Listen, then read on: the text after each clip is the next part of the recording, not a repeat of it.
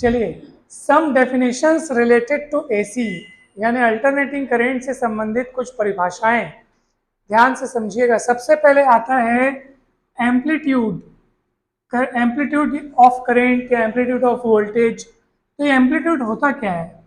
Amplitude या उसको बोलते हैं पीक वैल्यू, शिखर मान जिसको हम हिंदी में कहते हैं। क्या कहते हैं?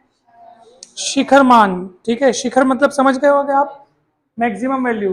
तो किसी भी अल्टरनेटिंग करंट का जो अधिकतम मान रहता है, जो मैक्सिमम वैल्यू होती है, उसको हम लोग क्या बोलते हैं? शिखर मान या एम्पलीट्यूड बोलते हैं। ठीक है, और वैसी बात आप वोल्टेज के लिए भी कह सकते हो कि अल्टरनेटिंग वोल्टेज के मैक्सिमम या अधिकतम मान को, अधिकतम वैल्यू को हम लोग पीक वैल्यू ऑफ वोल्टेज या पीक वैल्यू ऑफ या मतलब एम्पलीट्यूड ऑफ वोल्टेज बोल सकते हैं। तो उसका फॉर्मूला क्या होता है पहले बताओ। अल्टरनेटिंग करंट का formula I equals to I zero sine omega T. तो इसमें जो आई जीरो है ना, वो हमेशा याद रखना पीक वैल्यू होता है, तो इसको आप याद रखना। अगर मैं अल्टरनेटिंग ईएमएफ का फॉर्मूला लिखूँ E equal to E naught sine omega T, तो इसमें जो ई नॉट है, जो ई जीरो हम जिसको बोलते हैं, तो वो है आपका एम्पलीट्यूड ऑफ ईएमएफ यानी पीक वैल्यू ऑफ ईएमएफ। तो वैसे ही आप वोल्टेज के लिए भी लिख सकते हो, है ना। तो ये हो गया। तो ये पहला डेफिनेशन हो गया। दूसरा डेफिनेशन है टाइम पीरियड, जिसके बारे में अभी हमने थोड़ी देर पहले ही बात की थी। Time period of alternating current, तो इसको किसको बोलते हैं? देखो, अल्टरनेटिंग करंट का ग्राफ ऐसे होता है, देखो ऐसे। ठीक है, अब इसमें एक चक्र पूरा करने में लिया गया समय, यहाँ अल्टरनेटिंग करंट, यहाँ जाएगा समय। तो किसी भी अल्टरनेटिंग करंट द्वारा एक चक्र पूर्ण करने में लगा समय। एक चक्र किसको बोलते हैं? आपको बताया था मैं, एक बार प्लस डायरेक्शन में और एक बार माइनस डायरेक्शन में, यहां से यहां तक का हुआ एक चक्र, है ना। ये first half cycle, second half cycle. प्रथम अर्ध चक्र धनात्मक दिशा में, और ये फिर ऋणात्मक दिशा में भी अर्ध चक्र। तो धनात्मक और ऋणात्मक मिल करके, यानी ये positive half cycle, negative half cycle मिल करके एक साइकिल बनता है, एक चक्र पूर्ण होता है। और इस एक चक्र को पूरा करने में जितना समय लगता है उसे आवर्तकाल कहते हैं, जिसको टाइम पीरियड इंग्लिश में कहते हैं, और इसको कैपिटल टी से व्यक्त करते हैं। अब हम देखते हैं फ्रीक्वेंसी। तो अगला डेफिनेशन आता है आपका फ्रीक्वेंसी। फ्रीक्वेंसी जिसको हम लोग हिंदी में कहते हैं आवृत्ति। अब आवृत्ति क्या है पता है आपको? एक सेकंड में ये अल्टरनेटिंग करंट जितने चक्र पूर्ण करती है, जितने साइकिल कंप्लीट करती है एक सेकंड में, उसको हम कहते हैं फ्रीक्वेंसी। एक सेकंड में ये अल्टरनेटिंग करंट जितने चक्र पूर्ण करती है, जितने साइकिल कंप्लीट करती है, कितने सेकंड में? एक सेकंड में जितने साइकिल कंप्लीट होते हैं उसको हम बोलते हैं फ्रीक्वेंसी, आवृत्ति। ठीक है, एक सेकंड में। ठीक है, हाँ, ऐसे प्लस माइनस एक चक्र, फिर ऐसे प्लस माइनस दो चक्र। मान लो ऐसे एक सेकंड में, मान लो ऐसे 8 बार चक्र हो जाता है, 8 प्लस 8 माइनस 8 ऐसे हो जाता है, मान लो, है ना। एक प्लस माइनस ये एक चक्र हो गया, फिर दूसरा प्लस माइनस दूसरा चक्र। ऐसे मान लो एक बात की बात, एक सेकंड में मान लो 50 बार हो जाते हैं, 50 बार। तो उस अल्टरनेटिंग करंट की फ्रीक्वेंसी कितनी हो जाएगी? 50। 50, और उसको लिखेंगे कैसे बताऊं? 50 चक्र प्रति सेकंड, यानी 50 साइकिल प्रति सेकंड, पर सेकंड करके हम उसको लिखेंगे। अब बोलो मैं 50 क्यों बोला? भारत में जो अल्टरनेटिंग करंट जो हमारे घरों में फ्लो होती है, उसकी फ्रीक्वेंसी है 50 चक्र प्रति सेकंड। अब दिमाग लगाओ, एक चक्र में एक बार प्लस एक बार माइनस, समझ रहे? तो 50 चक्र में क्या होगा? 50 बार प्लस 50 बार, समझ में आ रहा है मुझे बोल रहा हूँ? वन साइकिल मतलब एक बार प्लस गया सर और एक बार माइनस गया, तो इसको वन साइकिल बोलेंगे। दूसरा साइकिल चलेगा तो फिर से प्लस फिर से माइनस, तीसरा में भी ऐसे होगा। ऐसे मैं बोल रहा हूँ 50 चक्र प्रति सेकंड की बात कर रहा हूँ मैं, है ना। 50 साइकिल्स पर सेकंड की बात करो, इसका मतलब 50 बार प्लस 50 बार माइनस। अब 50 बार प्लस 50 बार माइनस हो रहे हैं, यानी कि 50 बार ऊपर की दिशा में जा रहा है। अब हम देखते हैं कि एक चक्र में करंट कितने बार अधिकतम और कितने बार, या करंट की वैल्यू एक चक्र में कितने बार जीरो होती है और कितने बार मैक्सिमम मिनिमम होती है। चलो चेक करते हैं, ठीक है। ध्यान से सुनना, आपको अच्छा लगेगा। ये करंट यहाँ जीरो है, करंट बढ़ गई, फिर जीरो हो गई, फिर बढ़ गई। ठीक है, यहाँ जीरो थी, भाई अभी वो उसकी शुरुआत है ना, अब कहानी आगे बढ़ेगी तो एक बार बढ़ी, हम उसको नहीं गिनेंगे क्योंकि वहां से तो गाड़ी चलना चालू कर रही है।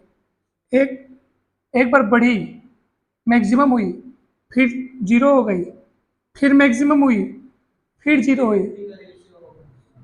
मतलब मैं आपसे ये पूछना चाहता हूँ कि एक चक्र के दौरान करंट कितनी बार मैक्सिमम हो रही है और कितनी बार जीरो हो रही है?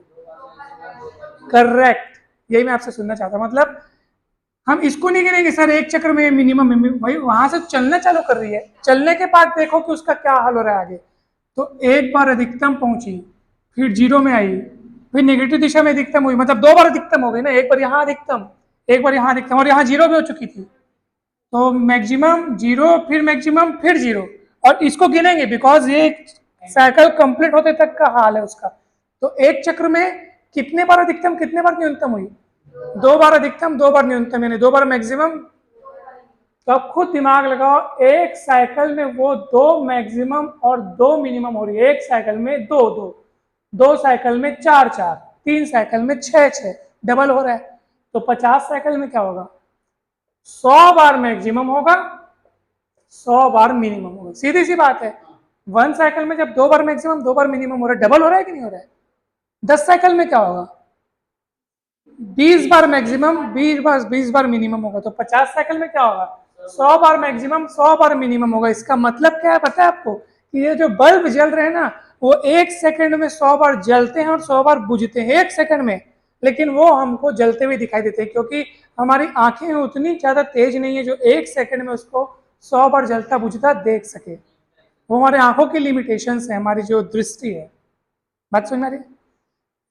ये बात कहाँ लिखी पता है? आपके बुक में देखना, जानकारी प्लस वाला कॉलम बना होगा, उसके पहले, मतलब पहले वाले पॉइंट में ही लिखी हुई है, आप देखना।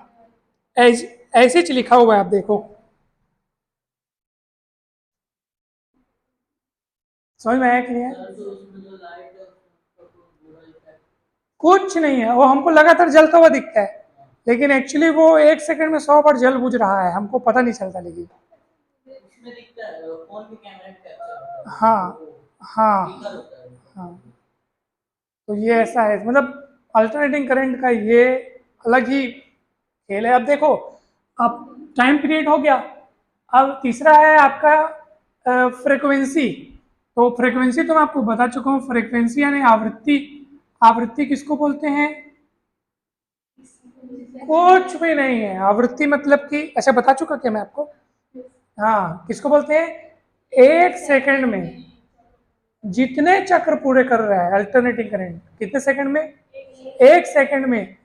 अब थोड़ा सा हम ना आवृत्ति यानी फ्रीक्वेंसी और टाइम पीरियड के बीच रिलेशन जानना चाहते हैं, ठीक है? ध्यान से समझिएगा। आप बताइए कि यहाँ पर आवृत्ति यानी फ्रीक्वेंसी और टाइम पीरियड के बीच में रिलेशन क्या हो सकता है? तो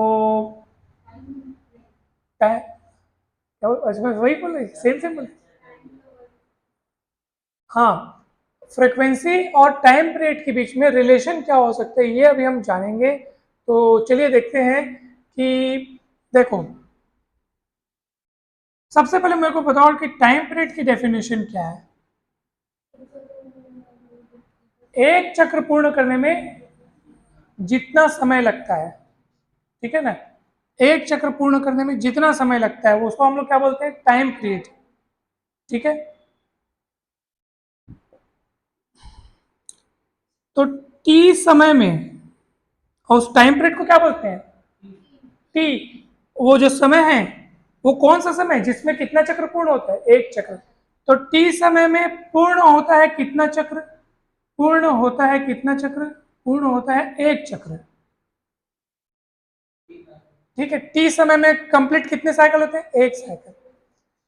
तो हमको एक सेकंड की बात करनी है, ये या ऐसा समझ लो टी सेकंड में, है ना? टी सेकंड में समय को मैं सेकंड से नापता हूं, तो क्या हो जाएगा? टी सेकंड में पूर्ण होता है कितना चक्र? एक चक्र। मान लो टी समय में वन साइकिल कंप्लीट होता है, तो एक सेकंड में कितना साइकिल कंप्लीट होगा? तो सर आप देख रहे हो टी की जगह क्या लिख रहे हैं सर? एक लिख रहे हैं। तो टी कहाँ गया? तो टी ट्रांसफर होकर नीचे हो गया, है ना? यहाँ ट्रांसफर होकर टी को नीचे करो तो क्या होगा? एक सेकंड में पूर्ण होगा कितना साइकिल? 1/t चक्र। समझ में आया कि नहीं? खेल कैसे हुआ? मैं क्या किया बताओ, बोला व्हाट इज टी, टी क्या है, टी टाइम पीरियड है, किस बात का टाइम है वो, एक चक्र, एक साइकिल कंप्लीट होने में लगा समय, तो हम कैसे लिखे हैं, टी सेकंड में पूर्ण होता है कितना चक्र, तो एक सेकंड में कितना चक्र पूर्ण होगा, तो ये टी कहाँ गया, डिवाइड कर दिए, और एक सेकंड में जितने चक्र पूर्ण होते हैं उसी को तो बोलते हैं फ्रीक्वेंसी, यानी 1/t हो जाएगा आपका फ्रीक्वेंसी। एक सेकंड में पूर्ण होंगे इतने सारे चक्र, और वो एक सेकंड में जितने सारे चक्र पूर्ण होते हैं उसी को हम लोग क्या बोलते हैं, फ्रीक्वेंसी बोलते हैं, इसलिए frequency equals to 1 time period, ऐसे करके डेफिनेशन बनता है।